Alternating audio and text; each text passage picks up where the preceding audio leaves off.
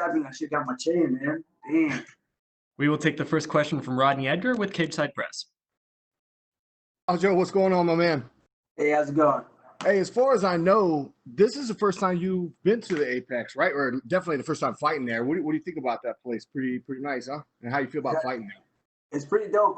We got to get a little bit of a tour. We didn't do the whole thing 2 days ago, but we got to see the part that counts the most, which is the octagon. And I'm excited about it, man. There's a lot of history that's going to be in that building, and to be a part of it is going to be a great thing, especially in a time like this where there's so much going on in the world. I think to give the fans kind of somewhat of an escape from reality for a little bit and give us some hope that life can get back to normal. It's gonna be a great part and an honor for me to be a part of that. I haven't asked anyone else, but I mean, since the UFC is the UFC PI open back up for you guys? I assume it is. So you're able to train over there and cut weight and all that. Yeah, I'm actually doing my weight cut at the hotel though for tonight to find a few pounds. There's no reason to use the facility right now, for the main part being that we're still stagnant with like the training cycle. So I typically like to train for longer than an hour, keep the sweat going, and push out as much weight as I can in one session so that I can minimize the amount of workouts I need to do. I cut a lot of weight to get down to 135. You could say I walk around 165, sometimes 170, if I'm eating really good. So to get my weight acclimated, I need to make sure I have the sufficient enough time to do it the right way and to feel good and not feel depleted coming into fight night. Tell me more about this blue padded room I keep seeing you train in, because it looks like an old school like underground fight club, like when I first started training. What are you guys up to in there, man? That's the Dog Pound training crew. That's the Ayacuinta penthouse suite is what I call it. It's over in Long Island, New York. 2-car garage. He converted it. That's kind of what we had at his old house that I used to live with him in, and now he just moved. He's living on the water now, moving on up in the world, And thankfully for him and the squad, man, they came through for me in a very tough time for me to get some adequate training partners, high-level training partners at that. So that's pretty much where the training went down. We called it the Dog Pound team, because it's a small confined space, but we're all dogs, dog eat dog, but these dogs are pushing each other. We're not tearing each other down, we're pushing each other to the next level. All right. Last question for me is on a more serious note. The last week or so, I mean, we don't need to get into the details. Obviously, we know what I'm talking about. I haven't been able to eat, sleep. My anxiety's off the charts. I can't imagine how you feel. I don't have to get into a cage fight. And on top of that, you're a young black man from New York. So can you just kind of tell me how you've been able to cope through a stressful time like a training camp with all this craziness? I mean, if I'm being 100% honest, it's not easy at all. Losing some sleep. I have to. Good thing I got my sponsors. They make this sleeping supplement, Sleepy Bear Company, and that's helped out a ton to kind of alleviate my mind and kind of just put my mind at ease, because you can find yourself when you're in your room by yourself, just sitting down, and you just start thinking about all these things, and your mind starts racing. So it's been tough during the day. Training takes my mind off of it. Eating takes my mind off of it. And any type of conversation I can have with my teammates that are with me. If we're not talking, then the thoughts come back, and at night they wake me up. So good thing I did bring those to help out. I took some last night and put me out for a while. But then, these are strong emotions, strong thoughts. So they creep back in there. And at the end of the day, I got a big fight at the end of this week. So I got to really dial it in. Like I said, when I'm training, I'm focused. But outside of that, so right now I'm still pretty focused on the fight. I don't think there's anything being taken away from that. There's just a lot going on in the world. This is just a small part of this. This fight, it matters, but at the same time, it doesn't matter in the grand scheme of things in terms of life. So this is just something to do for entertainment for the fans and for myself to provide it. But other than that, man, there's so much more at stake with everything going on in this world today. Wow, I appreciate your candor, Aljo. Thank you so much, man. Thank you. And we'll take our next question from Damon Martin with MMA Fighting. Yo. It feels like every time we've talked during the pandemic, there's a different scenario for your fight and the title. And I haven't had a chance to talk to you since everything kind of changed. What is, going into this fight with Corey, a lot of people, myself included, thought maybe this would be the title fight. Didn't go that way. Now we know it's going to be Aldo and Jan. Can you kind of give me your thoughts on the lay of the land now that we know how it's kind of played out? I think this is really the title fight, just 3 rounds. Corey's got a better resume, let's be honest, than Peter Yan does. He beat Rafael Sunsao, who's been a mainstay in the top 5 of, I think, the last 4 or 5 years. I think that says a lot, to go out there and to dispatch him the way he did. The only people to do that has been Sandhagen and Marlon Moraes. So he beat John Lineker. Another tough dude, tough fight, close fight, split decision. Peter Yan, his latest victory that catapulted him into the top 5 was over Uriah Faber. Not saying Uriah Faber isn't tough, but let's be honest here. He's not the Uriah Faber of old, but he's the Uriah Faber of, he's not the same. He's just not the same. So a win over him doesn't do that for you, I just hope that the rankings and everything gets back to normal, and the UFC can get back to what made them great, what makes us better than boxing, the best guys fighting the best guys. And now that we have a little bit of clarity with Sayuda out of the mix, hopefully this is the last clown fight with Jan and Jose Aldo, and we can start putting guys who are winning back into these title slot positions and not just granting title shots because we felt like they might have won the fight. All that matters are the 3 judges that are sitting case ringside, and everybody else's opinion doesn't matter. It doesn't matter if Dana thought they won. It doesn't matter if my cousin thought I won. It's what those guys think, those guys and girls think. So at the end of the day, Jose Aldo has a loss in this division. He's fighting for a world title in this division, which makes no sense. And Aljo, obviously, your last fight was such a statement performance from you, but then unfortunately, you had to deal with the wrist and then the time off, the pandemic. You couldn't plan for this, but this is a huge fight. This is a big fight for this division. Do you feel like you need to go out there and make another statement, kind of like you did against Pedro Munoz, to secure your spot as the true #1 contender in this division? Even though, again, probably should be for the title, but do you feel like this is a chance to once again cement your position in the division? Yeah, 100%. I got to go out there and follow up that performance. This fight is interesting because the way I feel about it, I need to inflict a lot of pain, and I know we're both going to go through it. We're both going to touch each other's hearts and see who's going to be the first one to back down and quit. And we both want something. And at the end of the day, unfortunately for both of us, in order to achieve our dreams, we have to crush each other's. And I plan on being the guy to go out there and do that on June 6th.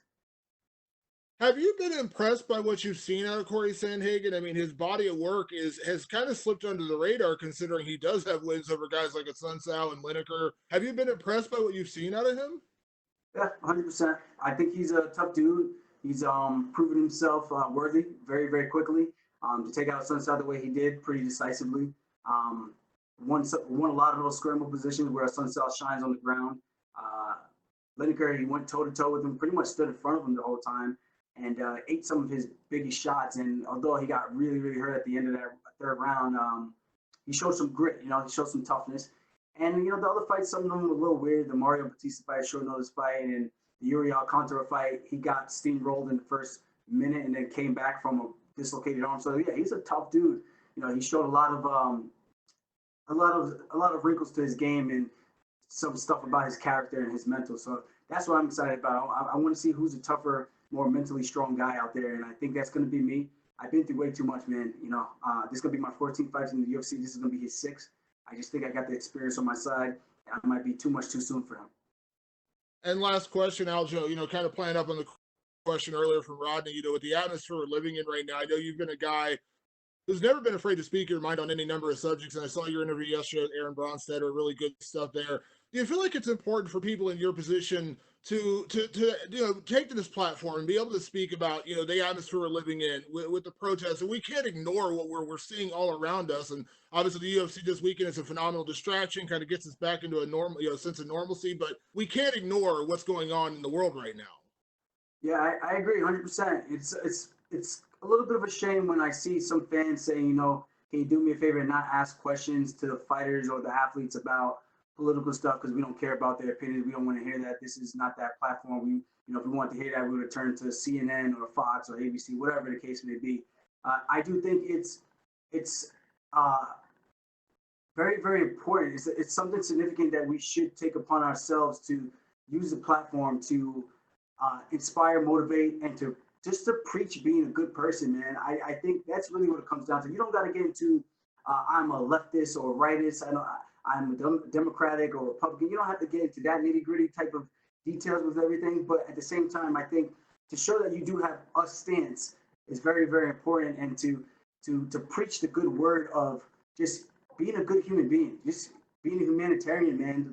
I look out for you the same way you look out for your brother, your mother, the same thing. You know, that's kind of the way I was raised, and kind of how I view and look at life. And it's unfortunate that a lot of people are sitting quiet about it. And again, you don't have to be that guy. I understand, like, you look back at like a Michael Jordan, his history, he got a lot of heat because he was one of those people who never used his platform to speak up for the minority community. People kind of do a lot of dirt on his name for that. But in my opinion, that's solely up to you.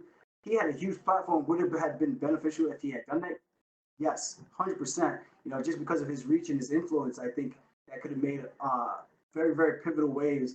Maybe things don't change. Maybe things do change. We would never know because we never had the opportunity where he actually did that. But where I sit, man, you know, I grew up in a neighborhood like that. I've had negative experiences with cops. I've had positive experiences with cops. I got friends that are cops today.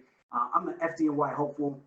So I understand the camaraderie between cops where they always look out for one another. I do think there's just a lot of things that need to be said. It's like an onion. There's so many layers that need to be peeled back in order to rightfully get to the core of this. And it stems back from 400 or 500 years ago with slavery, just from time and time again, man. It's been passed down. And this is a great country. I love this country.